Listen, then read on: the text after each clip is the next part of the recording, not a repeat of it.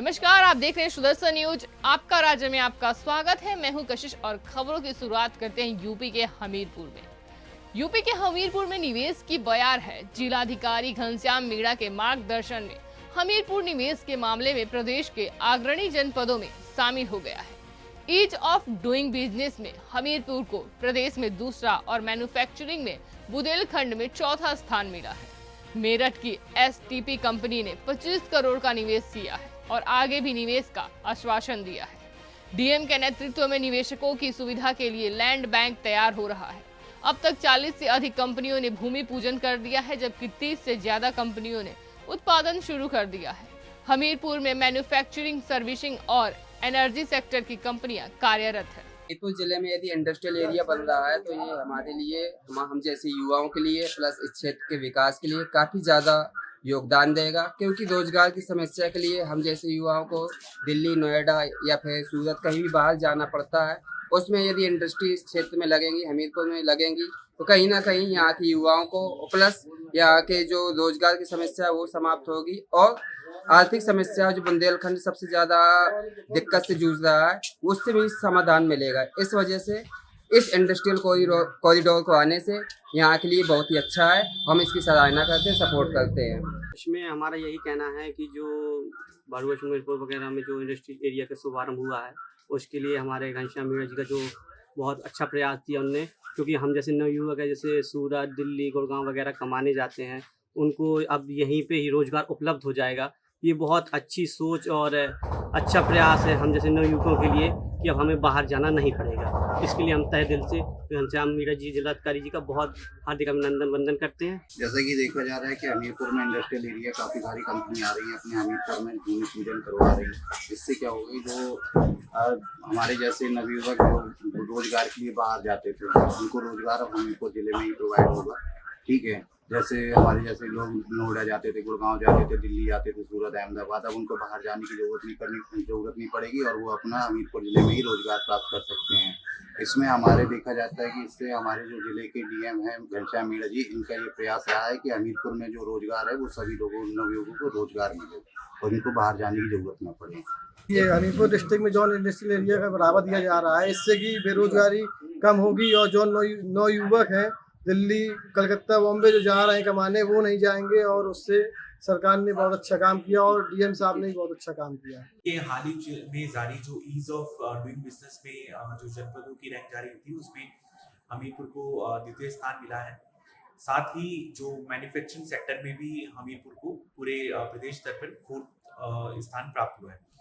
बताना चाहूँगा कि जो भी हमारे यहाँ पे इन्वेस्टर्स हैं, जो भी हमारे यहाँ पे निवेश पोर्टल में अप्लाई करते हैं, उनका हम लोग टाइम बाउंड मैनर पे इफेक्टिवली उनका जो भी एप्लीकेशन होता है उसको डिस्पोज करवाते हैं। साथ ही ये सुनिश्चित कर रहे हैं कि जो इन्वेस्टर्स हैं, जो नए इन्वेस्टर्स हैं, उनको कोई भी समस्या किसी तरह की आती है तो उसका भी हम लोग निस्तारण करवाते हैं। व्यक्तिगत रूप से हम लोग ने यहाँ पे एक सेल का भी गठन किया हुआ है ताकि वो अपनी समस्या वहाँ पे आके बता सकें और उसका निस्तारण हम लोग इफेक्टिव मैनर में सुनिश्चित करवा रहे हैं। साथ ही माननीय मुख्यमंत्री जी का जो विजन है कि हमें जो हमारे उत्तर प्रदेश को 1 ट्रिलियन इकोनॉमी स्टेट बनाना है, उसी क्रम में जो मैन्युफैक्चरिंग इंडस्ट्रीज है उनको भी हम लोग यहाँ पे बढ़ावा दे रहे हैं। हाल में ही कई सारी इंडस्ट्रीज जैसे सेल्विस इंडिया, जो कि एक पेस्टिसाइड बनाने की कंपनी है, वो यहाँ पे लगभग 300 करोड़ का हमारा इन्वेस्ट कर रही है। साथ ही JSW एक कंपनी है, सीमेंट फैक्ट्री जो मैन्युफैक्चरिंग यूनिट है, वो भी लगभग 700 करोड़ का यहाँ पे निवेश कर रही है। गेल इंडिया, NTPC, नवेली आदि कंपनियों के द्वारा भी यहाँ पे नए स्तर पर निवेश किया जा रहा है। और हमारे स्तर से ये भी सुनिश्चित किया जा रहा है जो लोकल यहाँ पे जो युवा हैं उनको भी हम लोग इन इंडस्ट्री से जोड़ें ताकि उनको भी नए रोजगार मिले। और यहाँ के जो युवा हैं उनको हम स्किल ट्रेनिंग से भी जोड़ रहे हैं और उनको ये प्रोत्साहित कर रहे हैं कि ज़्यादा से ज़्यादा मात्रा में जो ये हम नई कंपनीज हैं उनसे जुड़े और उनकी जो आमदनी है उसमें भी बढ़ोतरी हो। यूपी के चंदौली पहुंचे मत्स्य मंत्री डॉक्टर संजय निषाद ने बाढ़ प्रभावित इलाकों का दौरा किया। उन्होंने नादी, निधौरा और अशोक इंटर कॉलेज में राहत सामग्री वितरित की। मंत्री ने अधिकारियों को निर्देश दिए कि भोजन, दवाएं, पशुओं का चारा पर्याप्त मात्रा में उपलब्ध कराया जाए। गिर चुके कच्चे मकानों को चिन्हित कर आवास योजना का लाभ देने की बात कही। खास तौर पर मछुआ समुदाय के लिए शिक्षा, स्वास्थ्य और बेटियों की शादी के लिए आर्थिक सहायता की योजनाएं बताई। साथ ही आयुष्मान कार्ड से 5 लाख तक का मुफ्त इलाज भी सुनिश्चित किया गया है। देखिए, दैविक आपदा में बाढ़ जो है त्रासदी है।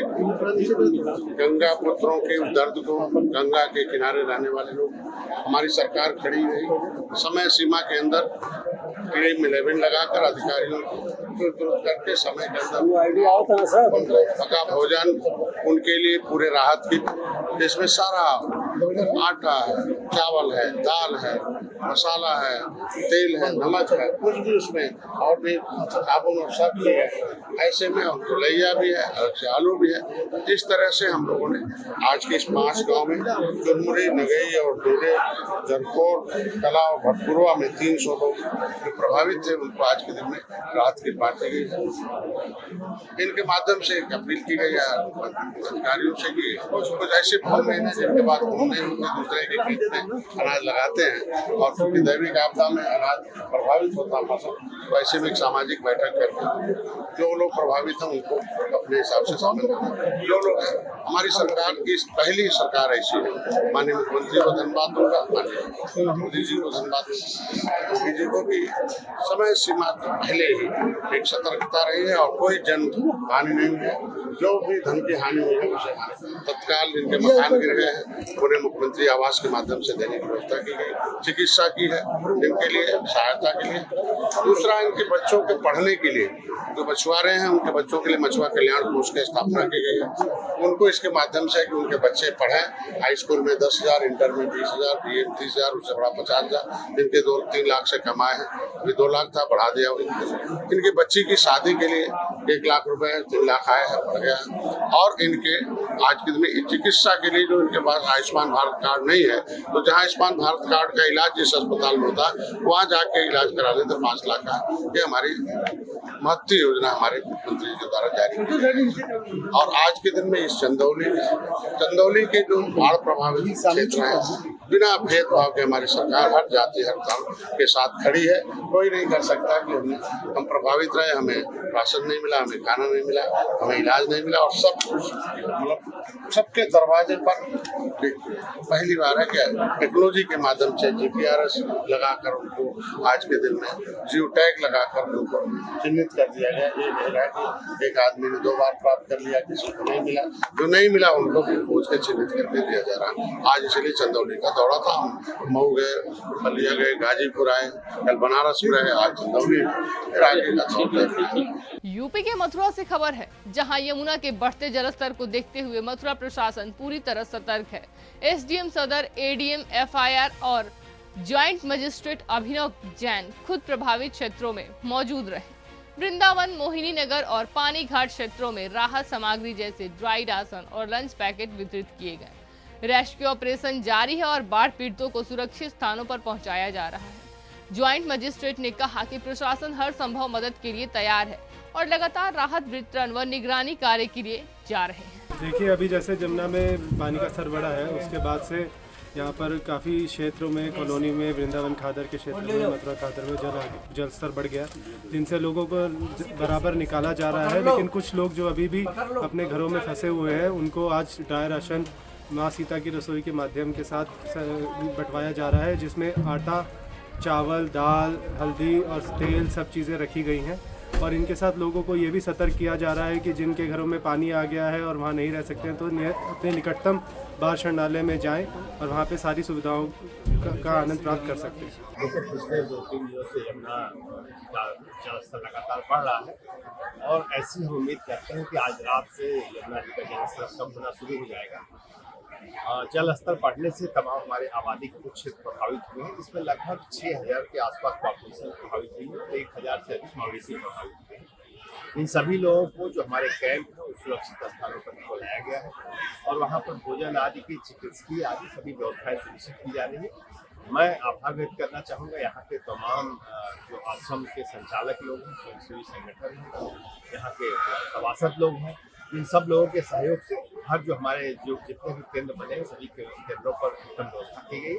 राज्य सरकार की तरफ से इसके लिए पर्याप्त व्यवस्था की गई। यहाँ के DM साहब और उनकी पूरी टीम पुलिस के हमारे सभी अधिकारी सभी कैंपों पर मुस्तैदी से अपनी ड्यूटी कर रहे हैं और ये सुनिश्चित किया जा रहा है कि जो लोग भी इन कैंपों पर आए हैं इस तरह की सुविधा न होने पाए।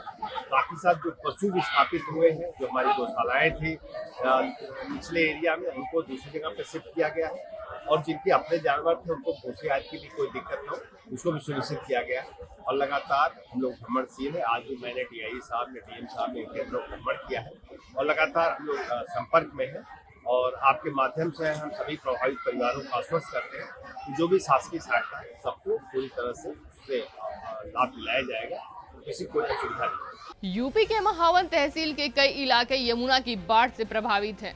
हसगंज, नगला और चिरजीव, तिवारीपुरम, डेंगरा सहित निचले इलाकों में पानी भर गया है। प्रशासन ने 3 शेल्टर होम स्थापित किए हैं। नगला, कोल्हू और विशाल मैरिज होम में लोगों को सुरक्षित स्थानों पर रखा गया है। भोजन, चिकित्सा और पशुओं के लिए चारा की व्यवस्था की गई है। लेखपाल, चिकित्सा, विद्युत, खाद्य व पुलिस विभाग की टीम लगातार निगरानी कर रही है। राहत कार्य में कोई जनहानि नहीं हुई है और अधिकारी मौके पर निरीक्षण कर रहे हैं। बाढ़ पीड़ितों के लिए रहने की व्यवस्था, बिजली की व्यवस्था, खाने की व्यवस्था, सफाई, स्वच्छता, मेडिकल टीम, पुलिस और रेवेन्यू की लगातार ड्यूटी, पशुओं के रुकने की व्यवस्था, पशुओं के लिए चारे की व्यवस्था, हरे चारे की व्यवस्था, पशु डॉक्टर्स की व्यवस्था, सारी सुविधाएं जिलाधिकारी महोदय के निर्देशानुसार यहाँ पर की गई। कितने लोग प्रभावित हुए हैं? परिवार अगर देखें तो कल शाम तक का जो डेटा था वो 35, लेकिन आज हमारे पास 20 के करीब और लोग आ गए हैं, तो टोटल संख्या अगर देखी जाए तो 150 के करीब हो गई है और परिवार हमारे पास 38 से 40 के बीच परिवार आ चुके हैं। जान माल की क्या सूचना है? नहीं, ऐसा कोई सूचना नहीं है, जान माल का कोई नुकसान नहीं हुआ। उससे पहले ही हमने सबको रेस्क्यू कर लिया है। दवाई की टीम यहीं पर बैठी हुई है, 24 घंटा के लिए बैठी है और दूसरा जो नगला कोल्हू का सेंटर है वहाँ पे भी दवाई की पूरी मेडिकल टीम बैठी हुई है 24/7। कितने कर्मचारी तैनात हैं? कर्मचारी देखिए, हमारी राजस्व टीम से तो लगभग 20 लोग तैनात हैं। हम और तहसीलदार स्वयं यहाँ पर निरीक्षण कर रहे हैं। देखिए, मैं आपको और आपके चैनल को सबसे पहले धन्यवाद देता हूँ कि आप इस तरीके की सूचनाएं देने के लिए, आम जनता को जागरूक करने के लिए आप हमारा उत्साहवर्धन कर रहे हैं। जैसा कि प्रशासनिक व्यवस्था की बात है, हम लोग हमारे यतीम पार्षद हैं वार्ड नंबर 14 से, हम भी बिल्कुल निगरानी रखे हुए हैं। किसी भी तरीके की आम जनता को जो बाढ़ से प्रभावित हैं, पीड़ित हैं, उनको कहीं कोई परेशानी नहीं आए। खाने से लेकर के हरे चारे, पशुओं के लिए भी सब व्यवस्थाओं के लिए लगे हुए हैं और प्रशासन पूरी तरह से भोजन व्यवस्था में लगे हुए हैं। आप देख रहे हैं यहाँ खाना बन रहा है और सब अपने अपने लोग आ रहे हैं और अपने अपने यहाँ खाना खा करके जा रहे हैं और जो जहाँ रहना चाह रहा है, बाकी व्यवस्था यहाँ सेंटर होम में भी की है, विशाल मैरिज होम में भोजन व्यवस्था के लिए की है। सारी व्यवस्थाएं सुचारू रूप से चल रही है, कहीं कोई किसी तरीके की परेशानी नहीं आ रही है। बाकी की तो आप समझते हैं कि जब घर से जगह छूटती है तो परेशानी तो आती है, ये तो आपदा है। नमस्कार, इस वक्त हम मौजूद हैं लक्ष्मी नगर तराई के क्षेत्र में और जहाँ पर वार्ड नंबर 14, वार्ड नंबर 7 और वार्ड नंबर 16 है और यहाँ पर पार्षदों द्वारा सेवाएं दी जा रही हैं। यहाँ पर कुछ ऐसे इलाके हैं जो बाढ़ प्रभावित हुए हैं और आइए जान लेते हैं, सरकार ने उनके लिए अन्य स्थान पर, सुरक्षित स्थान पर, ऊंचे स्थान पर, मैरिज होम, गार्डन जैसे स्थानों पर सुरक्षित इंतजाम किए। परिवार के साथ महिलाएं, बच्चे, पुरुष आए हुए हैं। आइए जान लेते हैं उनसे हालचाल, किस तरीके का उनका सुविधा है। कैमरा मैन से कहूंगा, आइए बताइए। जी सर, किस तरीके की सेवाएं मिल रही हैं सरकार से आपको? सुविधाएं किस तरीके, कोई परेशानी तो नहीं है? कोई परेशानी नहीं है, भगवान की दया से। टाइम से खाना टाइम से मिल जाए, नाश्ता मिल जाए। अच्छा, तो और भगवान ने हम कमरा में भी बैठा रहे, गद्दा वद्दा भी है और पानी में खाना, दवाई भी मिल रही है सही ना भैया, 2 वक्त की रोटी देना खावे को और समय पे सब बढ़िया बढ़िया। अच्छा, जितनी बननी है और हमसे भी दुखी है पंजाब वगैरह में, तो हम तो परिवार के साथ आए हो? हाँ, परिवार में कितने लोग हैं? हम तो 2 जने हैं। कोई आपके घर में कितना पानी घुस चुका है? हमारे घर में 2 फीट पानी है। 2 फीट पानी। हाँ। कोई नुकसान तो नहीं? जब आए थे 2 दिन पहले, जब 2 फीट था। अभी किसी से जानकारी लिए कितना पानी हो? हाँ, अब पानी बढ़ चुका है। बढ़ चुका है। हाँ। क्या आसार लग रहे हैं, कब तक आपको रहना पड़ सकता है? अब देखो, आज का और डिटेल बताने का, आज लास्ट तक बढ़ेगा और आगे देखा जाएगा क्या लाइट सुविधा सब बढ़िया मिल रही है। हाँ, यहाँ लाइट सुविधा सब बढ़िया मिल रही है। जहाँ पे पानी का एरिया वहाँ तो काट दी गई है गवर्नमेंट के द्वारा। तो ये हमने इनसे हाल जाना और बता रहे हैं सुविधाएं अच्छी मिल रही हैं। बाढ़ प्रभावित क्षेत्रों में लोगों को काफी परेशानी हो रही है और मैं कहना चाहूंगा कि जहां पर बाढ़ पीड़ित लोग हैं वो ऊपर आए, शासन प्रशासन को टोल फ्री नंबर पर बातचीत करें, प्रशासन को अवगत कराएं, जिससे प्रशासन उनकी मदद के लिए आगे आए। यूपी के ललितपुर में डीएम अमनदीप डूली ने रविवार को विशेष जन सुनवाई आयोजित की, जिसमें 60 में से 45 शिकायतों का मौके पर निस्तारण हुआ। डीएम ने अधिकारियों को चेतावनी दी कि सभी शिकायतों का समयबद्ध निपटारा सुनिश्चित करें। संबंधित अधिकारियों को निर्देश दिए गए कि जिन शिकायतों पर जवाब समय से नहीं दिया गया उन्हें कलेक्ट्रेट सभागार में बुलाकर कार्रवाई करें। इस सुनवाई से जनता में प्रशासन के प्रति विश्वास बढ़ा है। डीएम के संडे क्लास पहल अब जन सेवा की मिसाल बन रही है और पूरे जिले में इसकी सराहना हो रही है। हर 2 हफ्ते में हम लोग एक बार बैठते हैं, जहाँ पे विभागीय निर्देश दिए गए हैं सॉल्व करने के लिए, समस्याओं को नहीं होते हैं तो उन सबका दोबारा आवेदनकर्ता, अधिकारी और जो पक्षी सबको बुला के यहाँ पे सॉल्व करने का प्रयास करें। समस्या निपटी है, जो निस्तारण हुआ है, लोग आए थे आपके पास? हाँ जी, कई लोग आए थे, कई सारे लोगों ने यहाँ पे और कंफर्म करा है और जल्दी निपटा दिया। यूपी के चित्रकूट के बरगढ़ स्थित राजकीय औद्योगिक प्रशिक्षण संस्थान में पर्यावरण, नैतिक शिक्षा और स्वास्थ्य पर जागरूकता कार्यक्रम हुआ। कार्यक्रम में वन विभाग के रेंजर राजेंद्र प्रसाद ने आपातकालीन योजनाओं और विभागीय कार्यों की जानकारी दी। कौशल युवा कौशल पौधा अभियान के तहत छात्रों में पौधारोपण कराया गया। छात्रों को सामाजिक कार्य और सुरक्षा नियमों के बारे में बताया गया। संस्थान के प्रधानाचार्य समरजीत सिंह ने सभी अतिथियों का आभार जताया। कार्यक्रम का उद्देश्य विद्यार्थियों को न केवल तकनीकी बल्कि सामाजिक जिम्मेदारियों के लिए भी तैयार करना था। हमारे राजकीय औद्योगिक प्रशिक्षण संस्थान कलचीहा बरगढ़ में जो ये साप्ताहिक कार्यक्रम चल रहा है, यह निदेशालय द्वारा निर्धारित नए बच्चों का, जो नए प्रवेशित बच्चे हैं, उनका यह एक ओरिएंटेशन कार्यक्रम है। इन 7 दिवस में हमने अपने छात्र छात्राओं को ये सिखाया है, ये बताया है कि संस्थान में क्या सुविधाएं आपको दी जा रही हैं, किस तरीके से आपको यहाँ पर पढ़ाई शुरू करनी है या प्रारंभ करनी है। उसके बाद हमने बच्चों को जैसे शैक्षणिक अनुभव हैं, हमारे टीचरों ने, हमारे अनुदेशक ने, हमारे एडमिन साहब ने उनको बच्चों को ये चीज़ बताई कि किस तरीके से आपको हमने सामाजिक कार्यकर्ताओं को, यानी कि जिससे बच्चों को सामाजिक कार्य की जानकारी मिले, हमने यहाँ पर चिकित्सा क्षेत्र के अनुभवी प्रोफेशनल्स को, जो चिकित्सा अधिकारी हैं, उनको बुलाया गया है। वन विभाग के, पर्यावरण विभाग के एंड हमारे परिवहन विभाग के सभी विभागों से यहाँ पर अधिकारियों को आमंत्रित किया गया है। यूपी के शामली के थाना भवन में अनंत चतुर्दशी पर जाहरवीर गोगा माढ़ी में विशाल मेला लगा। सुबह से ही श्रद्धालु झंडे और प्रसाद लेकर मंदिर पहुंचे। पूरे परिसर में गोगा वीर की जय के जयकारे गूंजते रहे। भक्तों ने विधि विधान से पूजा की और प्रसाद अर्पित किया। दिल्ली, हरियाणा, देहरादून समेत दूर दराज से श्रद्धालु पहुंचे। धार्मिक अनुष्ठान और छड़ी पूजन का आयोजन किया गया। नगर पंचायत की देखरेख में मेला संचालित हुआ। झूले और दुकानें आकर्षण का केंद्र रही। श्रद्धालु आस्था के साथ मेले की रौनक का भी आनंद लेते नजर आए। यूपी के ऑपरेशन सवेरा के तहत मुजफ्फरनगर की नई मंडी पुलिस ने 3 नशा तस्करों को गिरफ्तार किया।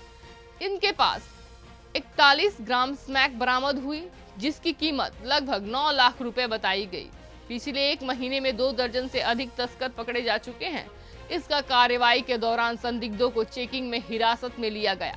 बरामद माल के साथ पुलिस अब आगे की वैधानिक कार्रवाई कर रही है। प्रशासन का कहना है कि नशा माफियों को किसी भी सूरत में बख्शा नहीं जाएगा और शहर को नशा मुक्त बनाया जाएगा। पुलिस उप महानिरीक्षक सहारनपुर रेंज महोदय के निर्देशन में नशे के सौदागरों के खिलाफ जनपद मुजफ्फरनगर में एक बृहद स्तर पर अभियान चलाया जा रहा है। इसमें पूर्व में भी जो स्मैक या गांजे की तस्करी करने वाले अभियुक्त हैं, उनको जेल भेजने की कार्रवाई की गई है।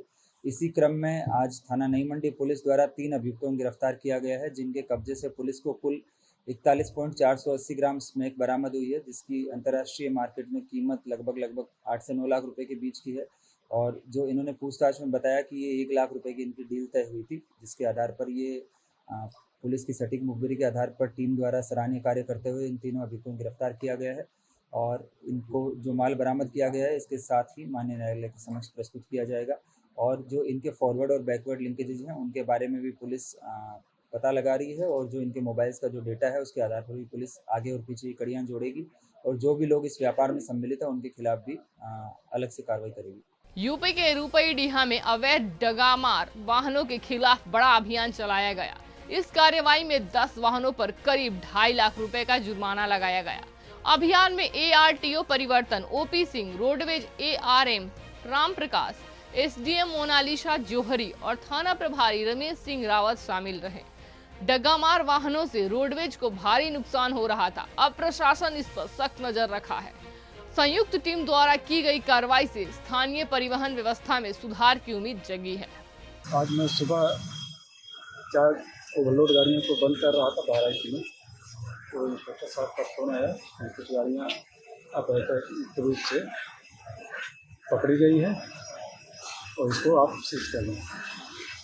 फिर ADM साहब को भी इंस्पेक्टर साहब ने बुलाया, फिर हम और इंस्पेक्टर साहब ADM साहब ARM रुपईडीहा ने संयुक्त 10 वाहनों सीज किया, जिसकी कार्रवाई टैक्स के रूप में नहीं। और ये जो और डगा मार वाहन चल रहे हैं, जैसे आपके पेट्रोल टंकी के पास हो गए, इधर शमशान भूमि की तरफ हो गए, इन पर कार्रवाई क्यों नहीं हो रही है? ये इस पर कार्रवाई इसलिए जो RS यादव और अंशी बस सेवा है, ये 3 लाख की परमिट है और उनके AC वाहन है, ऑनलाइन बुकिंग है और उसके बाद 90,000 की परमिट होती है। यूपी के कुशीनगर से खबर है, जहां कप्तानगंज में युवती से छेड़छाड़ के आरोपी अफरोज अंसारी को पुलिस ने 6 घंटे में गिरफ्तार कर लिया। पीड़िता के पिता की तहरीर पर केस दर्ज किया गया था। आरोपी ने युवती का दुपट्टा खींचने की कोशिश की थी, जिससे वह दहशत में आ गई। घटना के बाद इलाके में चर्चा का विषय बन गई। कप्तानगंज पुलिस की तेज कार्रवाई से लोगों में पुलिस पर विश्वास बढ़ा है। यह मामला केवल कानून व्यवस्था का नहीं, सामाजिक सोच और सुरक्षा भावना का भी प्रतीक बन गया है। जनपद कुशीनगर थाना कप्तानगंज अंतर्गत एक व्यक्ति जफरुद्दीन सिद्दीकी, इनके द्वारा अवगत कराया गया था कि एक लड़का अफरोज, उसके द्वारा उनकी बेटी के साथ में छेड़खानी किया गया है, दुपट्टा खींचने का प्रयास किया गया है और जिसको लेके लड़की जो है दहशत में थी। इस सूचना पर तत्काल थाना कप्तानगंज की टीम गठित की गई और मात्र 6 घंटे के अंदर इस घटना से संबंधित छेड़खानी और बदमाशी करने वाला ये बदमाश अफरोज सन ऑफ शमसुद्दीन, इसको पकड़ा गया है और इस पर सख्त कार्रवाई की गई है। मुकदमा लिख के इसको जेल भी भेजा जा रहा है और जनपद कुशीनगर में ये सुनिश्चित किया जा रहा है कि कोई भी व्यक्ति महिला अपराध करने का कार्य करता है तो उसके साथ में सख्ती के साथ में निपटा जाएगा।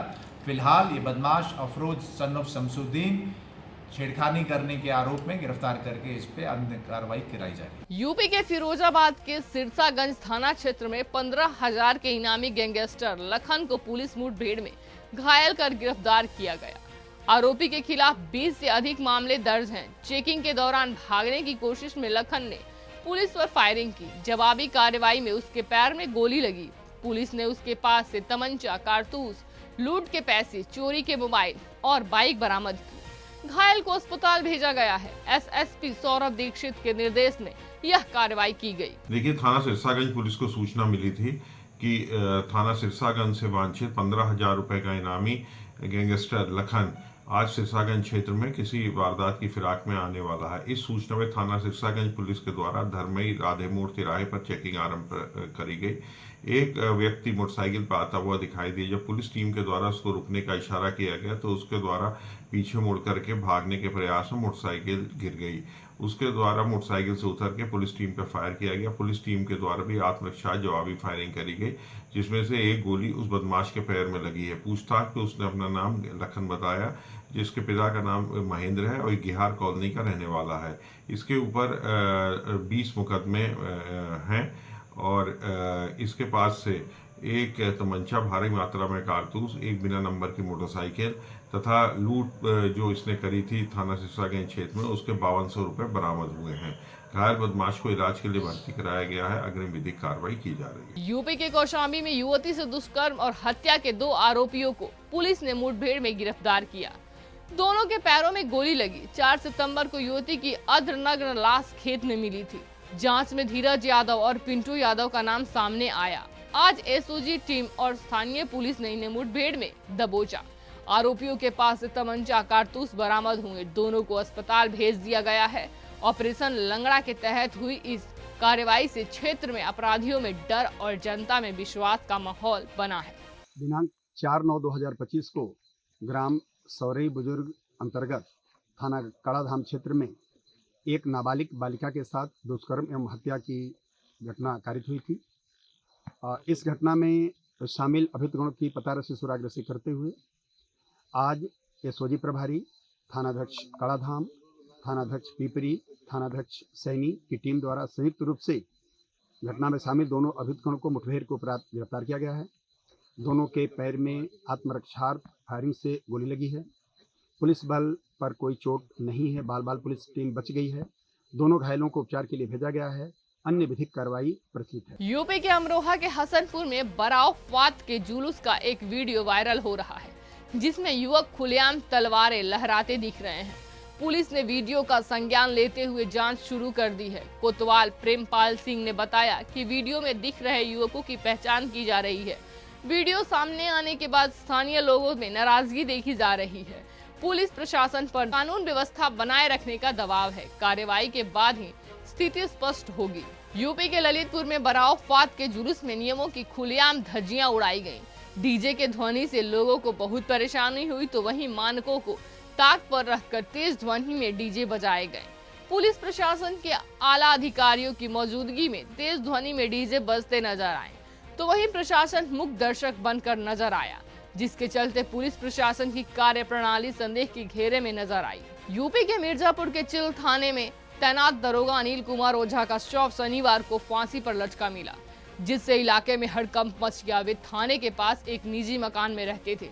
मृतक दरोगा प्रतापगढ़ जिले के निवासी थे और कुछ महीनों से डिप्रेशन में थे। पुलिस अधीक्षक सोमेन वर्मा मौके पर पहुंचे और कमरे का निरीक्षण किया। एसपी सिटी नितेश सिंह ने बताया कि मृतक मानसिक रूप से बीमार थे और 5 साल से इलाज चल रहा था। फिलहाल शव को कब्जे में लेकर पोस्टमार्टम और कानूनी कार्रवाई की जा रही है। थाना चिल की हमारी एक बहुत ही दुखद घटना है। हमारे विभाग के अपने दरोगा जी के द्वारा फांसी लगा ली गई है।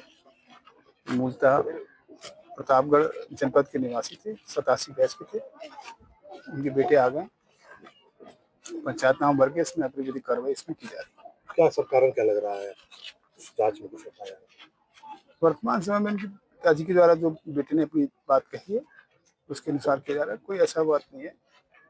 बीमार थे, मानसिक रूप से थोड़े परेशान थे, इस बात को लेकर उन्होंने जिक्र किया। जिस वक्त दवा हुआ चल रहा था सुनने में रहा है। डॉक्टर संजय गुप्ता जी हैं, इनके यहाँ से इनकी दवाई चल रही थी मानसिक रोग। अच्छा, कितने समय से दवा चल रही? इनके 2000 से मतलब शायद 5-6 साल की है। 2008 से 9 से बीआरएस के भी वो अगले मेडिकल में वापस आ गए।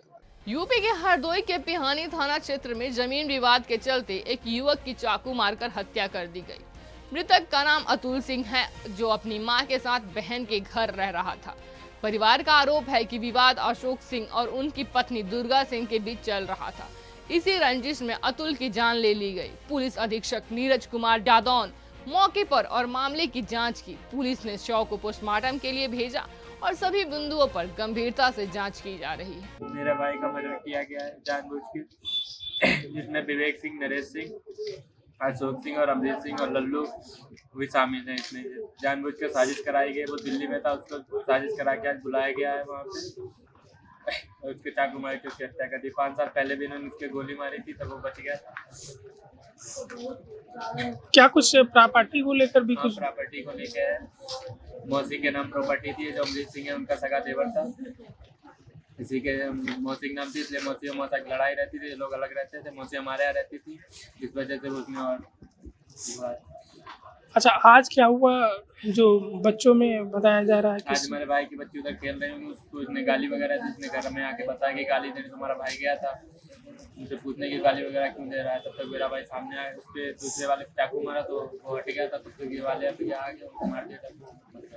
ग्राम समथारी, थाना पिहानी में शाम लगभग 6 बजे अतुल सिंह सन ऑफ कमलेश सिंह एवं उन्हीं के रिश्तेदार अमरेश सिंह सन ऑफ महेशपाल सिंह के बीच में पारिवारिक विवाद को लेकर के मारपीट हो गई, जिसमें अमरेश सिंह के द्वारा अतुल को चाकू मार दिया गया। अतुल सिंह को घायल अवस्था में जिला अस्पताल ले जाया गया, जहां चिकित्सकों द्वारा उन्हें मृत घोषित कर दिया गया है। शव को कब्जे में लेकर पंचायतनामा एवं पोस्टमार्टम की कार्रवाई हेतु मोर्चरी भिजवाया गया है। मामले में सुसंगत धाराओं में अभियुक्त पंजीकृत किया जा रहा है। अभियुक्त की गिरफ्तारी हेतु टीमें गठित की गई हैं। अन्य वैधानिक कार्रवाइयाँ इसमें प्रचलित हैं। यूपी के मेरठ के भावनपुर थाना क्षेत्र में बीती रात बुजुर्ग तेजपाल की अज्ञात बदमाशों ने हत्या कर दी।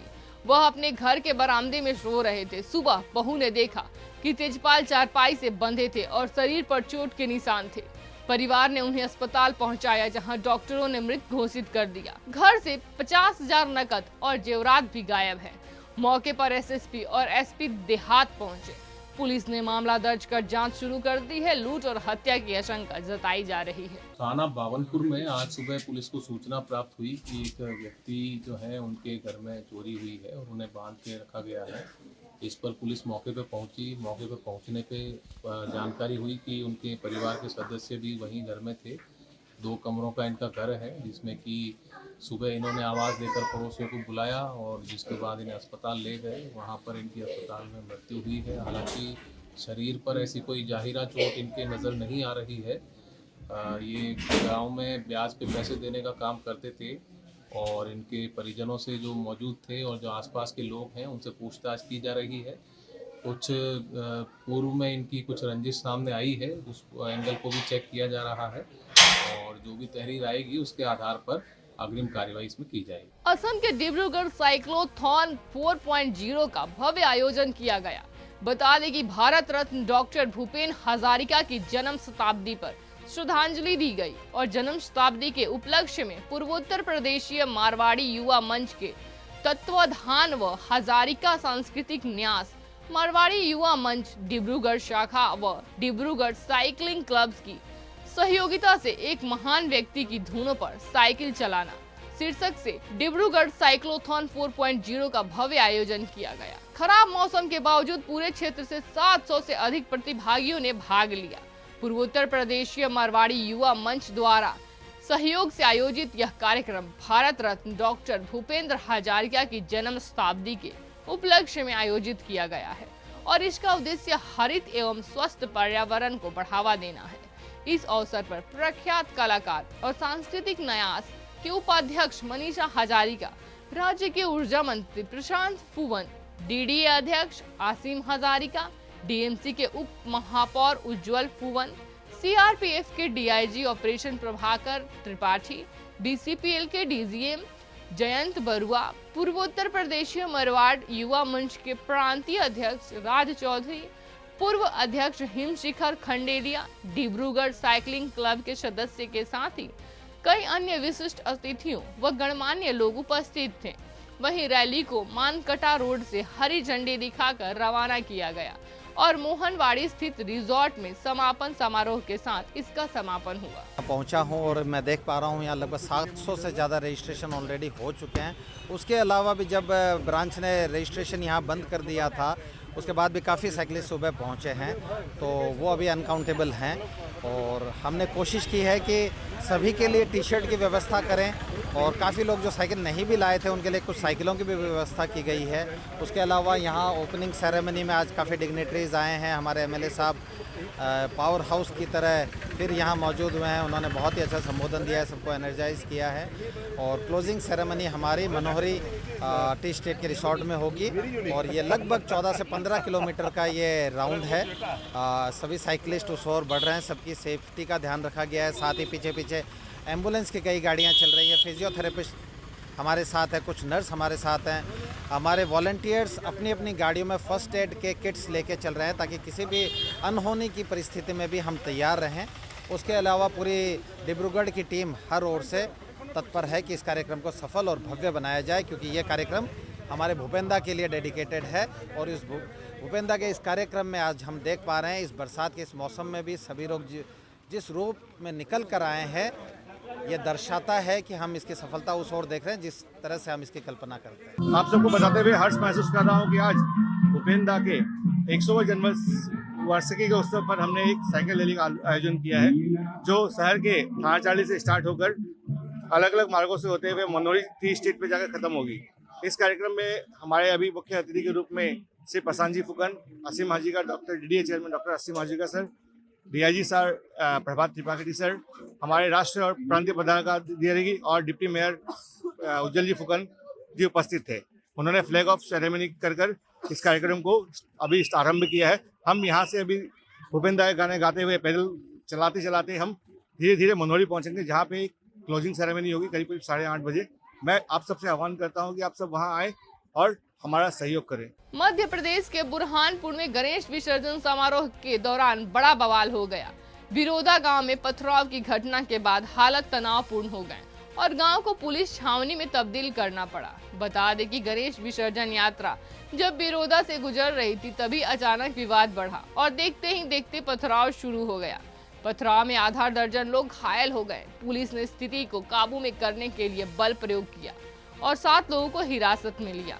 बताया जा रहा है कि हनुमान चालीसा के दौरान माहौल गरमाया और विवाद हिंसक रूप ले बैठा। स्थिति बिगड़ने के बाद रात भर भारी पुलिस बल तैनात रहा। इस बीच बीजेपी कार्यकर्ता और नेता भी बड़ी संख्या में थाने में डटे रहे और कार्रवाई की मांग करते रहे। देर रात तक तनावपूर्ण माहौल बना रहा। घायल लोगों ने घटना की निंदा करते हुए प्रशासन से कड़ी कार्रवाई की मांग की।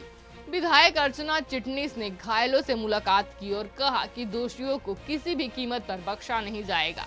उन्होंने प्रशासन से शांति व्यवस्था बनाए रखने और निर्दोषों को सुरक्षा देने की अपील की है। आज बिरोदा में जो थाना लालबाग थाना क्षेत्र के अंतर्गत आता है, वहाँ पे एक विवाद हुआ और उसके बाद स्थिति तनावपूर्ण हो गई। इसको लेकर के तत्काल पुलिस मौके पर पहुंची और स्थिति को नियंत्रण में लिया। वर्तमान में स्थिति पूरी तरह से नियंत्रण में नहीं, पूरी तरह से अफवाह है। मकान जैसे जलने जैसी कोई चीज़ नहीं हुई। पथराव जरूर हुआ है और इस कारण जो है जो लोग इसमें इन्वॉल्व हैं, पुलिस ने उनमें से 7 लोगों को पुलिस ने गिरफ्तार किया है और उनके खिलाफ FIR की जा रही है। कुछ लोग घायल हुए, कुछ लोग घायल हैं, तो उनका जो है MLC पुलिस ने कराया है और उसके अनुरूप जो विधिक रूप कार्रवाई है वो की जा रही है। पुलिस इसके बारे में अभी डिटेल पता लगा रही है, लेकिन अभी तक पुलिस के पास में जो सूचना है वो जो है पथराव की है। कितने राउंड अप हो गए इसमें? अभी 7 लोगों को पुलिस ने राउंड अप किया है और आगे वहाँ पे मौके पे CCTV कैमरे लगे हुए थे, जिसका DVR पुलिस ने जब्त किया है और उसमें जो घटना है वो पूरी इन्वॉल्व है और जो लोग इसमें इन्वॉल्व होंगे उन पे पुलिस जो विधिक रूप कार्रवाई है वो करेगी। राजनीतिक दबाव बनाया जा रहा है? नहीं, ऐसा कोई नहीं है। असल में विधायक मैडम आई थी और विधायक मैडम का उद्देश्य था यहाँ पे शांति व्यवस्था को कायम करवाना, क्योंकि दोनों समुदाय के लोग इसमें इन्वॉल्व हैं। तो मैम आई थी कि इससे एक प्रशासन को मदद मिले, एक सहूलियत हो। रीजन क्या था? मतलब क्या से उपजाई हुआ? इसमें ये तो अभी डिटेल इन्वेस्टिगेशन का विषय है कि बेसिक शुरुआत कहाँ से हुई है, लेकिन इतना है कि कुछ लोग जो है हनुमान चालीसा का पाठ कर रहे थे, उस बीच में पथराव की घटना हुई। इलाके में पुलिस बल? हाँ, इलाके में पुलिस बल तैनात है और अभी सतर्कता बढ़ती जा रही है। बुरहानपुर में हम सभी तीज त्योहार सौहार्द से, शांति से मनाते हैं और साधारणतः किसी को किसी के त्योहार से कोई दिक्कत नहीं होती। आज एक बहुत दुर्भाग्यपूर्ण घटना हुई।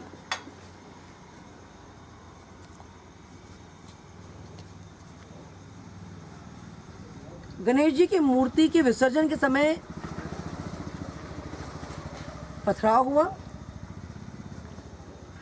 उसके बाद गांव में एक तनावपूर्ण परिस्थिति पैदा हुई और आप देखें रात के अभी 2 सवा 2 बज रहे होंगे, इतनी संख्या में यहाँ लोग खड़े हैं। और विरोधा में ही पिछले साल भी इस प्रकार का घटनाक्रम हुआ। तब भी मैंने प्रशासन से कहा था कि अगर दोषियों के खिलाफ हम सख्त कार्रवाई नहीं करेंगे तो ऐसी घटनाओं का रिपरकर्शन बार बार होगा। पुलिस प्रकाशन के तौर पर सभी लोगों को बाहर निकलने से मना करा है। अभी शांति है, बाहर तो 1-2 दिन में सब शांत हो जाएगा। कितने लोगों पर प्रकरण दर्ज हुआ? अभी 7-8 लोग हैं जिनके खिलाफ प्रकरण दर्ज हुआ है। कोई विशेष दल डिप्लॉय हुआ है क्या?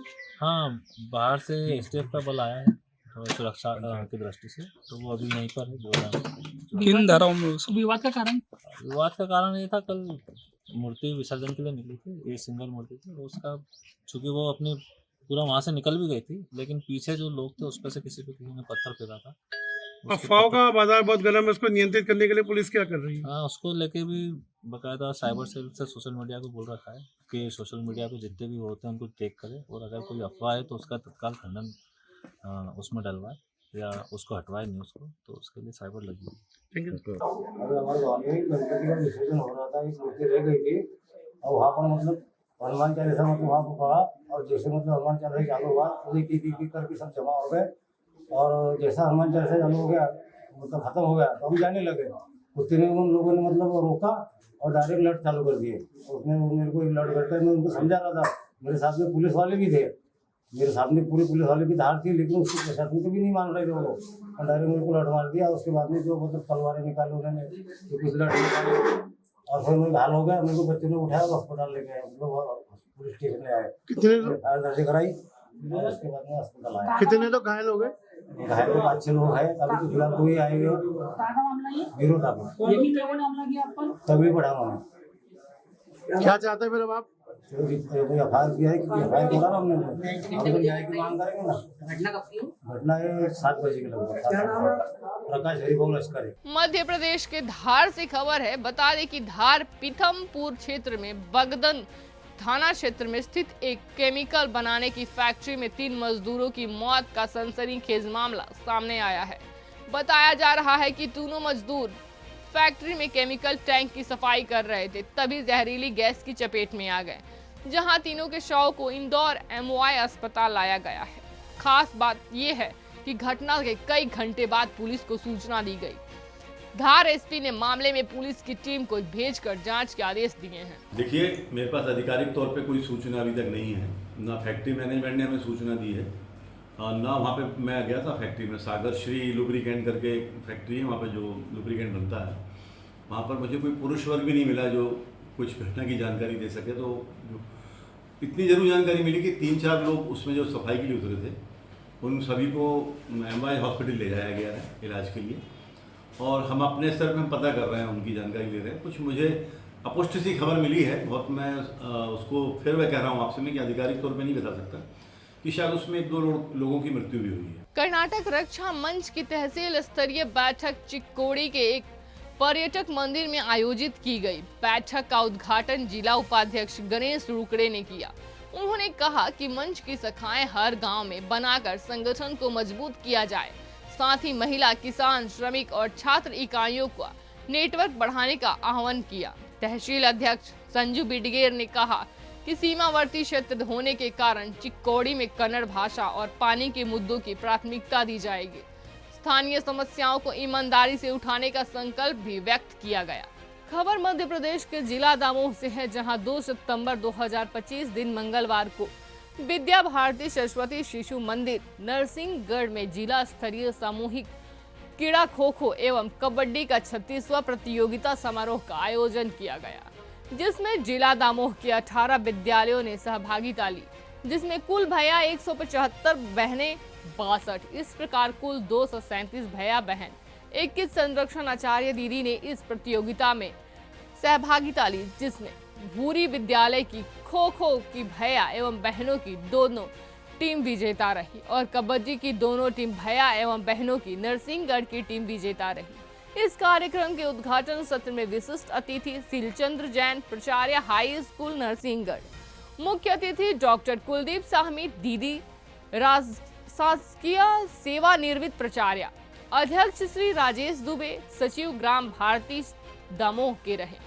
और समापन सत्र में विशिष्ट अतिथि डॉक्टर मनोज अहिरवार, वरिष्ठ कृषि वैज्ञानिक, दामोह प्रांतीय सह सचिव केशव शिक्षा समिति जबलपुर, मुख्य अतिथि सुधीर सप्रे जी, पूर्व जिला सचिव, अध्यक्ष डॉक्टर रामकृष्ण कुसमरिया, अध्यक्ष मध्य प्रदेश राज्य पिछड़ा वर्ग आयोग, कैबिनेट मंत्री दर्जा प्राप्त नर्सिंग शिक्षा एवं समाजोत्थान समिति के अध्यक्ष ब्रजेश कुमार पाठक, राजा साहब उपस्थित रहे। सभी अतिथि बंधुओं ने भैया बहनों के उत्साहवर्धन के लिए उद्बोधन प्रस्तुत किया। अंत में प्रधानाचार्य राजा राम मिश्रा जी ने आभार व्यक्त कर कार्यक्रम को समाप्त किया। शरीर में ही स्वस्थ मस्तिष्क निवास करता है, इसलिए हमारी योजना में विद्यालय से लेकर जिला, प्रांत, क्षेत्र और अखिल भारतीय स्तर तक भैया बहनों को प्रतियोगिता में शामिल करते हैं। उसके बाद SGFI जो कि school games federation of India, हमारे विद्या भारती को एक राज्य का दर्जा प्राप्त है और उसमें हमारे भैया बहन स्वर्ण पदक और कांस्य पदक लेकर विजयी होते हैं। यह डॉक्टर पहले ही बताया था, डॉक्टर हेडगेवार जी जयंती जन्म शताब्दी 1988-89 से प्रारंभ होकर और आज यह जो वार्षिक उत्सव हो रहे हैं, समारोह हो रहे हैं, ये 36वां खेलकूद समारोह है, जिसमें 2 प्रकार की अतिथि महोदय प्रतियोगिता होती हैं। एक समूह है जिसमें वॉलीबॉल, हैंडबॉल है, हॉकी है और खो खो, कबड्डी, इस प्रकार से, और एकल जिसमें कूद, फेंक और विभिन्न प्रकार की दौड़ें, इस प्रकार की प्रतियोगिता आयोजित करते हैं। यूपी के देवरिया में विश्व फिजियोथेरेपी दिवस के अवसर पर देवरही मंदिर परिसर में फिजियोथेरेपी शिविर का आयोजन किया गया। कार्यक्रम का शुभारंभ DM दिव्या मित्तल ने फीता काटकर किया। शिविर का आयोजन 32 चिकित्सकों के एसोसिएशन द्वारा किया गया, जिसमें 200 से अधिक मरीजों की जांच और उपचार किया गया। DM दिव्या मित्तल ने मरीजों से फिजियोथेरेपी के प्रभाव की जानकारी ली और इस प्रयास की सराहना की। उन्होंने सुदर्शन न्यूज रिपोर्टर गौरी शंकर जायसवाल से बात करते हुए चिकित्सकों की पहल को प्रेरणादायक बताया। यह शिविर स्वास्थ्य जागरूकता की दिशा में एक सफल पहल साबित हुआ। आज मुझे बताते हुए बहुत हर्ष की अनुभूति हो रही है कि विश्व फिजियोथेरेपी डे के उपलक्ष्य में हमारे जो जनपद के फिजियोथेरेपी एसोसिएशन है, इसके 32 फिजियोथेरेपिस्ट आज यहाँ पे इन्होंने निर्णय किया कि ये निःशुल्क फिजियोथेरेपी शिविर लगाएंगे और अभी तक 200 से ऊपर मरीजों को ये लोग देख चुके हैं, फिजियोथेरेपी कर चुके हैं, सिखा चुके हैं। देखिए, फिजियोथेरेपी एक बहुत ही अच्छी विधा है जिससे बिना दवाइयों के, बिना ऑपरेशन के मरीज को बहुत जल्दी असर या स्थायी असर होने की संभावना रहती है।